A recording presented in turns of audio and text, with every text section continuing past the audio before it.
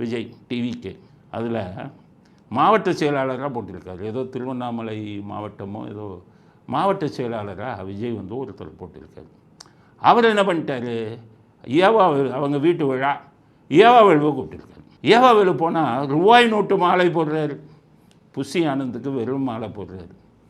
எல்லாருக்கும் ஷாக்கு. என்னடா தாவைக்கா மாவட்ட செயலாளர் திமுக மந்திரி வர்றாரு, மந்திரிக்கு ரூபா நோட்டு மாலை போடுறாரு. ஏன்னா ஏவாவேலுக்கு ரூபான்னா தான் ரொம்ப பிடிக்கும்.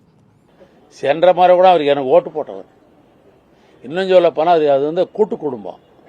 அவருடைய அண்ணன் தம்பிகள்லாம் திராவிட முன்னேற்ற கழகத்தில் இருக்கிறாங்க. உடனே கேட்குறாங்க ஏவாவேலுட்ட, என்னங்க அவர் தாவைக்கால இருக்கார், நீங்கள் வந்திருக்கீங்க, என்னை கூப்பிட்டாரு வந்தேன்.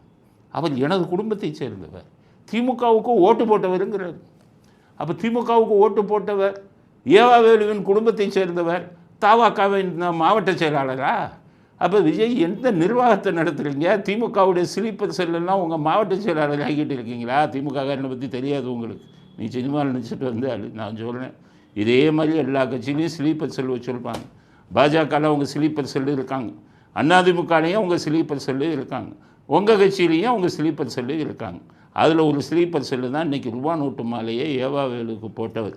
அதனால் நீங்கள் அவரையே மாவட்ட செயலாளராக ஆக்கியிருக்கீங்க. உருப்படுமா? திருவண்ணாமலையில் ஒரு உள்குத்து பண்ணி உங்களை கவுத்திடுவார்.